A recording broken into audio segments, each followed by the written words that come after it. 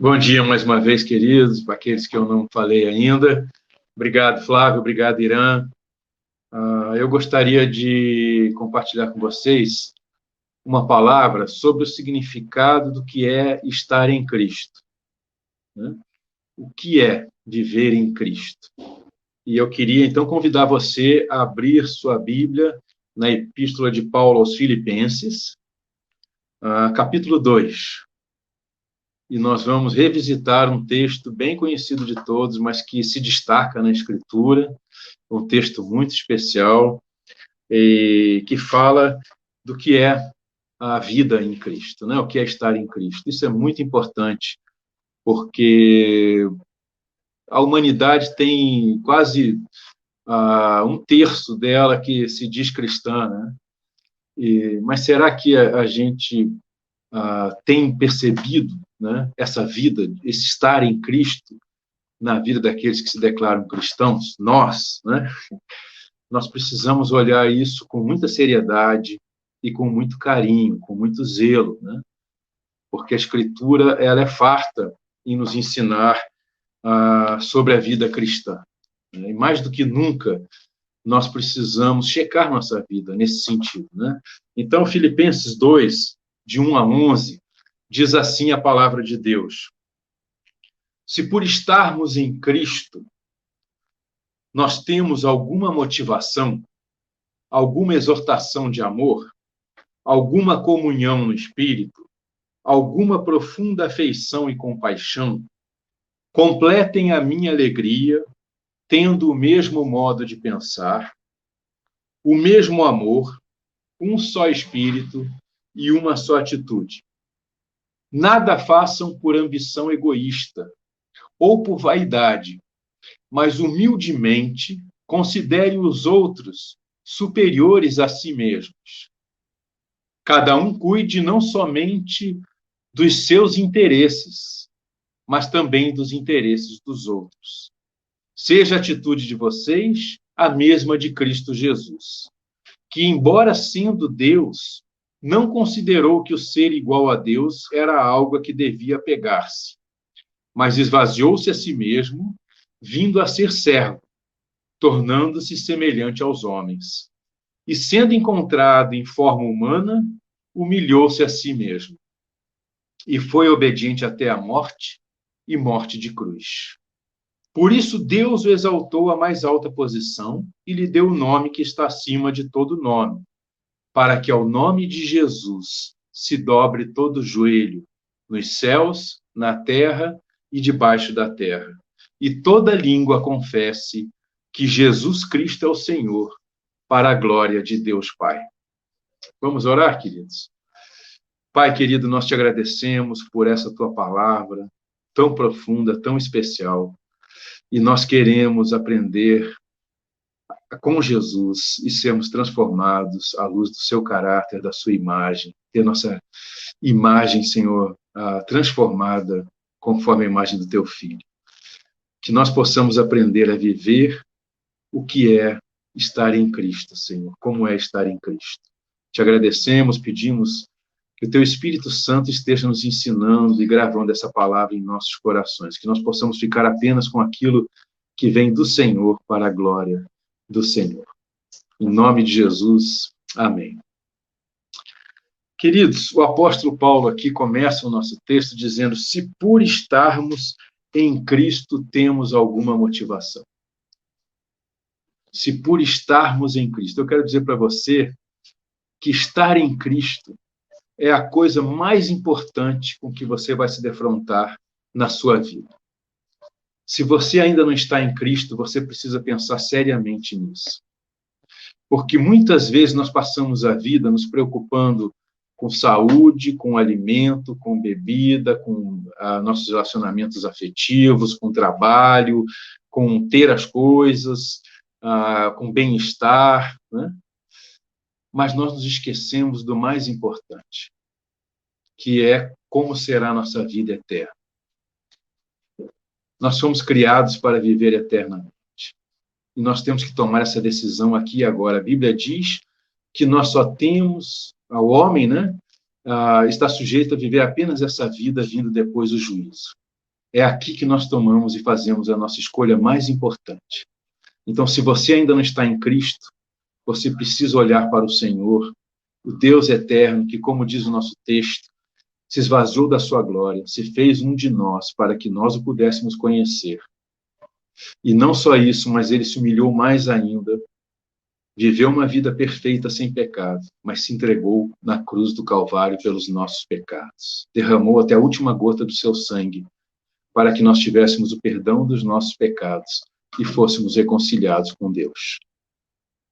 E depois ele ressuscitou ao terceiro dia para nos dar uma nova vida nele, para estarmos nele, estarmos em Cristo. E somente quando nós reconhecemos que somos pecadores, que precisamos do seu perdão, que só ele pode nos dar esse perdão e pode nos reconciliar com o Pai e consigo mesmo, é que nós o recebemos em nossa vida e estamos em Cristo. A Bíblia diz que quando nós recebemos a Cristo pela fé, confiando nele, no que ele fez por nós, na cruz do Calvário e na sua ressurreição, nós recebemos o seu Espírito Santo. E como diz o próprio Senhor Jesus, está registrado no Evangelho de João, capítulo 14, quando nós recebemos o seu Espírito Santo, somos selados com o Espírito Santo que ele prometeu, somos batizados no seu Espírito ao recebermos a Cristo pela fé, nós recebemos o Pai e o Filho. Porque Deus é um só em essência. O Deus Trino, Pai, Filho e Espírito Santo, é um só em essência. Você não pode receber um sem receber o todo. E assim nós somos habitados pelo Deus eterno, que habita os altos céus, mas também habita o coração do contrito e humilde de espírito, aqueles que recebem a Cristo pela fé. Então, pare, pense seriamente nisso, porque o destino da sua vida está nessa decisão que você pode tomar hoje e agora. Mas se você que já recebeu a Cristo, você que sabe que está em Cristo pela fé, pelo que Cristo fez por você e não por seus méritos, pela graça de Deus, pela misericórdia de Deus, então você também precisa checar sua vida. Porque neste texto de Filipenses, o apóstolo Paulo nos diz as consequências, o que tem a vida daquele que está em Cristo. Então, como diz o apóstolo lá na sua epístola aos Coríntios, cheque se você está na fé, cheque se você de fato está em Cristo, se esses elementos fazem parte da sua vida. E quando ele diz isso, ele está dizendo que o foco da nossa vida precisa estar nessas coisas, que é isso o que faz de um cristão um cristão. Nós aprendemos lá do livro de Atos dos Apóstolos, né? Que os cristãos nunca se deram esse título. Mas, no início, eles foram chamados de cristãos por terceiros, que olharam para eles e reconheceram em suas vidas que eles estavam em Cristo. Talvez eles não tivessem discernimento espiritual, né, de saber que eles tinham essa união mística e profunda com Cristo e que Deus habitava neles. Mas eles sabiam, perceberam que a vida deles era semelhante à de Cristo. Então, eles olharam para eles dizendo, poxa, eles parecem réplicas de Cristo, parecem cristinhos, olha a vida deles. Eles parecem com Jesus, eles vivem como Jesus que nós conhecemos, que andou entre nós. E aí eles foram chamados de cristãos. É isso que significa a palavra cristão. Então, a pergunta que nós precisamos fazer é, será que as pessoas olham para nós e veem isso? Veem Jesus em nós? Veem que nós vivemos como cristãos, agimos como cristãos? Talvez a gente não esteja se concentrando naquilo que realmente faz de um cristão um cristão. Talvez a gente continue buscando ter a alma afagada pelos os bens que nós temos no mundo, pelos prazeres que nós encontramos, né? Focando em relacionamentos afetivos, focando em busca por trabalho, dinheiro, bens, conforto material, saúde, e só nisso. Mas estamos deixando os verdadeiros valores que fazem com que a nossa vida seja de um verdadeiro cristão, aquilo que Jesus vai dizer que faz com que alguém seja bem-aventurado, feliz de fato, alguém seja plenamente saciado por Deus, pelas coisas que são eternas e não efêmeras. Porque as demais coisas com que nós temos nos preocupado, o profeta Isaías vai dizer que são como uma erva do campo, né? Está colorida, está bonita num dia, mas naquele mesmo fim de dia murcha, cai e seca e já não é mais. Todos nós vamos partir um dia, todos nós temos o nosso fim, todos nós vamos ter nossas dores, todos nós vamos ser impactados, vamos ter o chão tirado debaixo de nossos pés algum dia, porque essas coisas não são confiáveis, elas são efêmeras. Mas as coisas eternas permanecem para sempre. Onde está o nosso coração? O apóstolo Paulo apresenta aqui o que realmente importa para aquele que se diz estar em Cristo. E ele começa dizendo que o cristão é uma pessoa automotivada.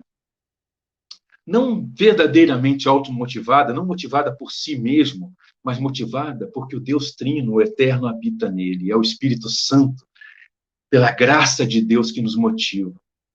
O cristão, ele não fica sentindo pena de si mesmo e buscando quem afague sua alma o tempo todo, né? Nessa carência contínua e eterna. Né? O cristão não fica, para viver até o fim do dia eu preciso de uma palavra, eu preciso daquela pessoa especial, eu preciso ouvir aquela outra pessoa especial. Não.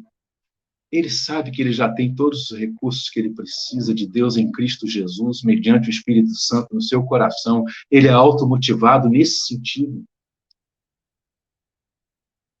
Ele sabe que Deus derrama o seu amor pelo Espírito que habita nele continuamente no seu coração.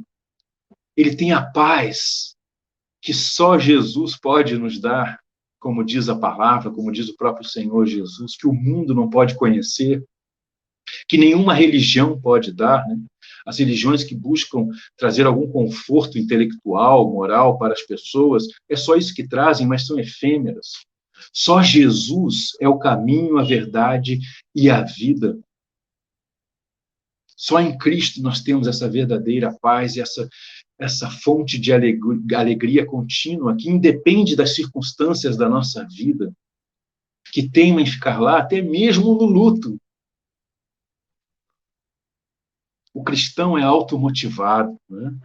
E o cristão, queridos, ele sabe que a sua vida jamais pode ser isolada dos outros. Um cristão que vive por si só não existe. O verdadeiro cristão, o apóstolo diz que ele vive em relação a seus irmãos e irmãs em Cristo, à comunidade da fé, ao corpo de Cristo, onde há diversidade de membros, mas uma só cabeça, que é Cristo, que conduz a todo em harmonia mediante o seu Espírito Santo. E todos, então, operam para a mutualidade uns aos outros. Como ele vai explicar aqui, se há alguma exortação de amor, alguma comunhão no Espírito, alguma profunda afeição, alguma profunda compaixão. Estes são os elementos naturais na vida do cristão. Quando o apóstolo diz assim, se por estarmos em Cristo, é como se ele dissesse assim, visto que nós estamos em Cristo, esses elementos precisam estar presentes na nossa vida. Então ele diz assim, alguma exortação de amor, alguma comunhão no Espírito, alguma profunda afeição, alguma profunda compaixão há de existir. Não é possível que não haja. Se não há, nós precisamos checar se estamos de fato em Cristo. E quando ele diz assim, alguma, ele está dizendo para que nós sejamos humildes o suficiente para reconhecer que somos incompletos, imperfeitos, falhos, vasos de barro, em quem Deus faz habitar o seu tesouro precioso, que reluz para a sua glória eterna. Cristo Jesus que habita em nós. Nós somos esses vasos de barros infalíveis, cuja perfeição só estará quando nós estivermos com Cristo em glória, em novos céus e nova terra. Mas aqui agora, há alguma. Mas esse alguma é o suficiente para transformar a vida das pessoas. Quando as pessoas viram aqueles cristãos e os chamaram de cristãos, eles desejaram ser como eles, ter aquela vida de Jesus fluindo neles, e milhares e milhares e milhares se converteram, como você pode checar no livro de Atos dos Apóstolos, por conta disso. por conta do testemunho daqueles irmãos.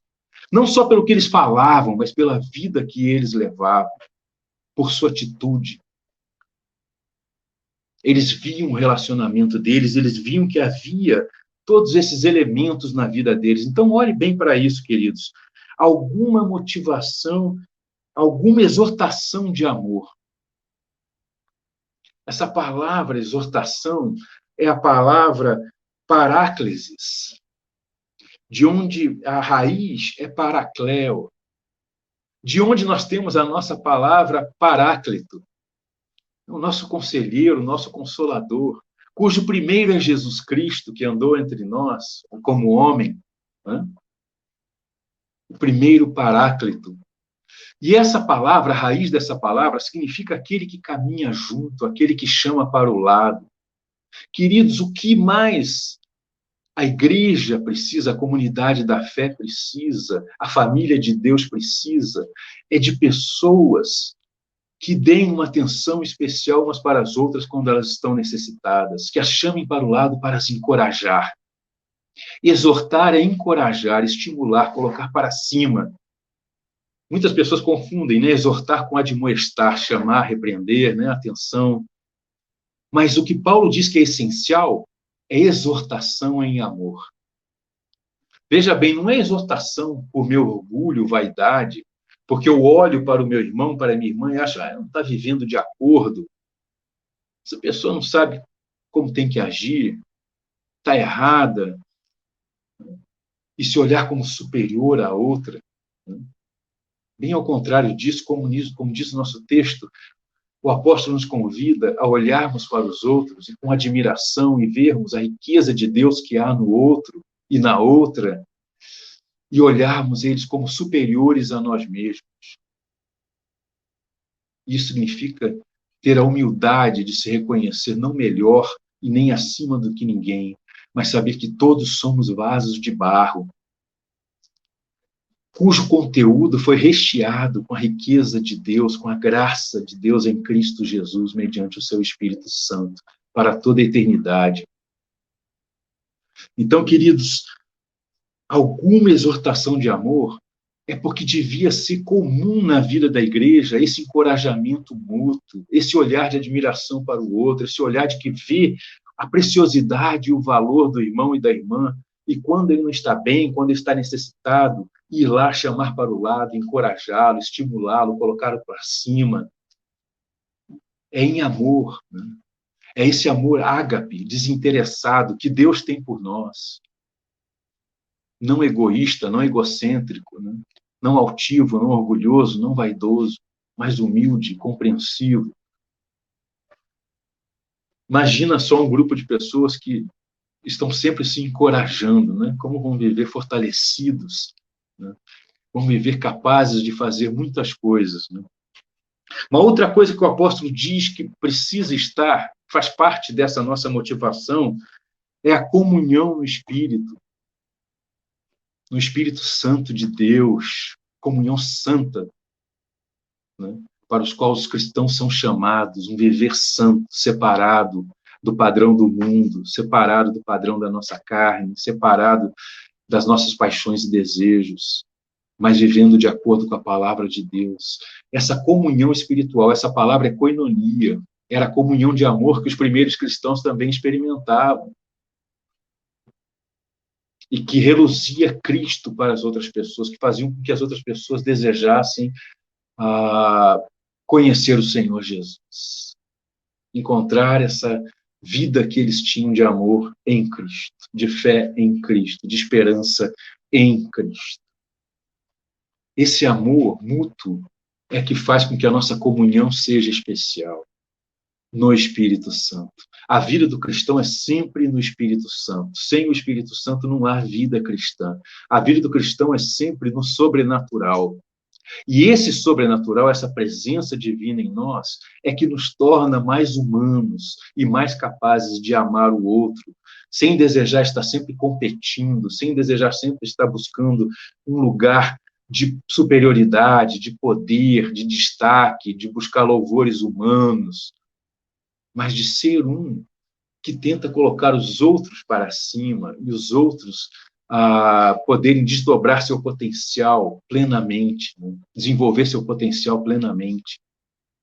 Esse amor que busca o bem do outro, esse é o amor ágape, que não está buscando apenas os seus interesses, como vai dizer o apóstolo logo em seguida, mas olha para os interesses do outro e as necessidades do outro. E aí ele vai dizer assim: se há alguma profunda afeição e compaixão, ou seja, alguma profunda afeição e profunda compaixão.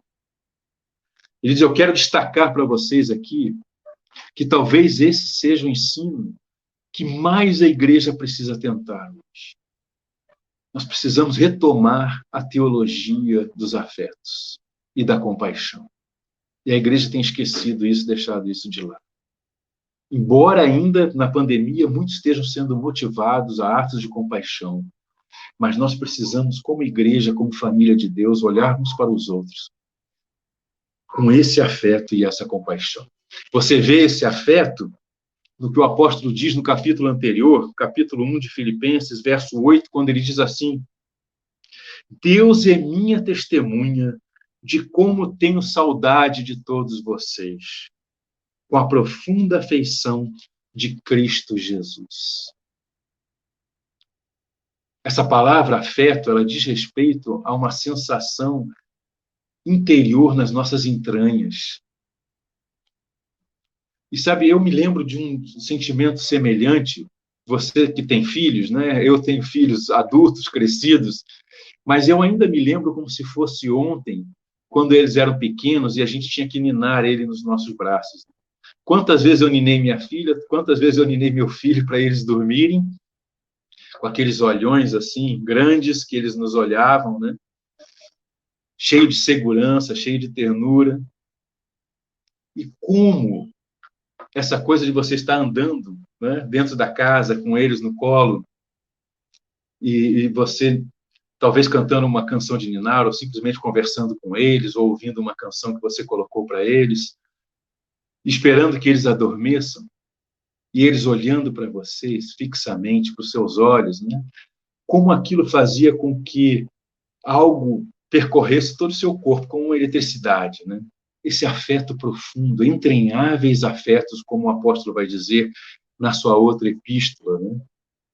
Ele vai dizer: revestivos de ternos afetos de misericórdia, de ternura, de afetos profundos que percorrem suas entranhas, que lhe causam saudades dos outros. Isso existe na sua vida em relação aos seus irmãos e suas irmãs? Isso existe em sua vida em relação à família de Deus, ao corpo de Cristo? Porque se não existe, meu irmão, minha irmã, você precisa checar se você está realmente em Cristo. E talvez a gente precise se arrepender profundamente, nos confessar e voltar à vida em Cristo. Estar em Cristo não é apenas ter sido batizado em algum momento da sua vida, ter feito alguma profissão de fé, passado por algum rito religioso, e nem mesmo apenas ter recebido a Cristo pela fé de maneira legítima em algum momento da sua vida, reconhecendo-se como pecador, reconhecendo que só Ele pode perdoar os seus pecados e reconciliá-lo com Deus o Pai. Mas é estar continuamente em Cristo, é andar em Cristo, é viver esta realidade de profundos afetos na sua alma. Senão, não é uma comunidade cristã. Ninguém vai olhar para essa comunidade e dizer: olha, eles são como os cristãos, são como Jesus. Essa é a essência da vida cristã. Desenvolver esses afetos profundos e profunda compaixão. Profunda compaixão é você olhar e sentir a dor do outro quando está passando necessidade, quando está sofrendo, e ir em direção para ajudar, colaborar para minorar essa dor e essa necessidade de maneira prática, verdadeira, real, autêntica. A começar pelos seus irmãos em Cristo, mas também para com aqueles que estão sem vida espiritual, que estão alienados de Deus, alienados do Senhor Jesus, e proclamar as boas notícias de que Cristo traz essa nova vida, como trouxe para nós, para aqueles que ainda não conhecem o Senhor. Isso é algo natural, essa compaixão deve ser algo natural na vida do cristão. É isso que faz de alguém estar verdadeiramente em Cristo.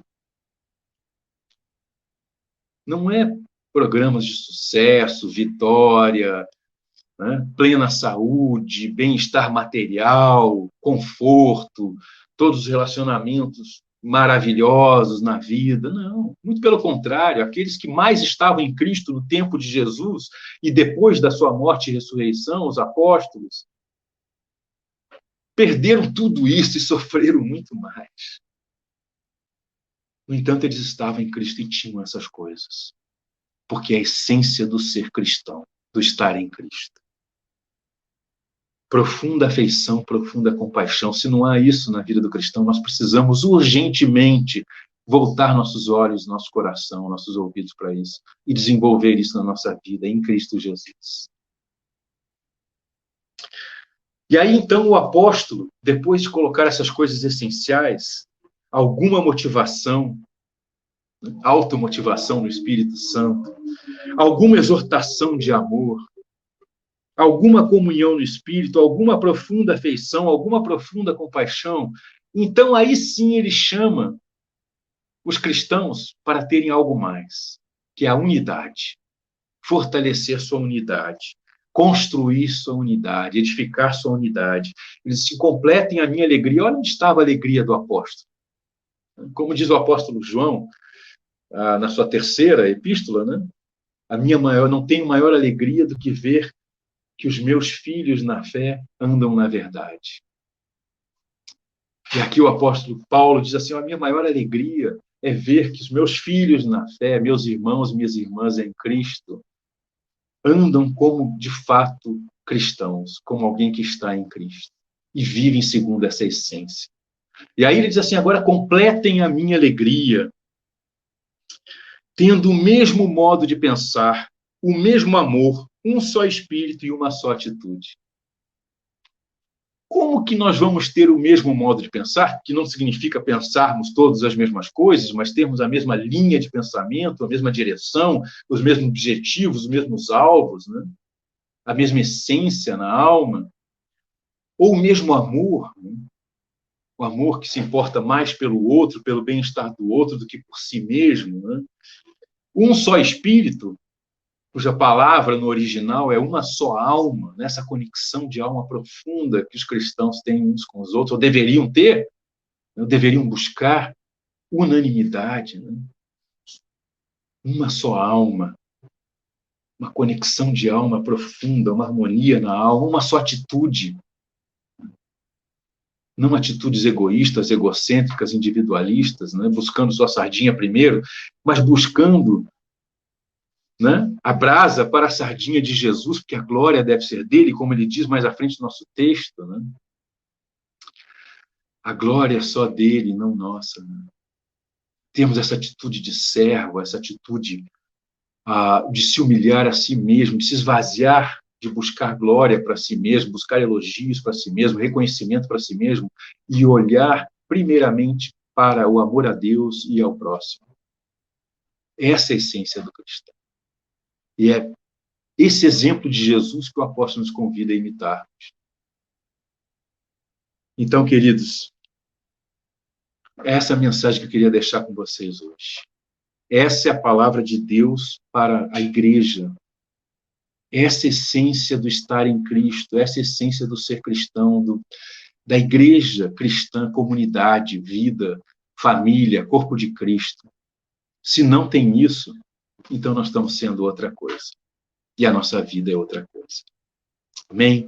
Que Deus possa nos inspirar, que o Espírito Santo possa falar profundamente a nossa alma e que nós possamos ter nossos olhos, ouvidos e coração voltados para aquilo que é a essência do viver cristão. Deus abençoe, graça e paz.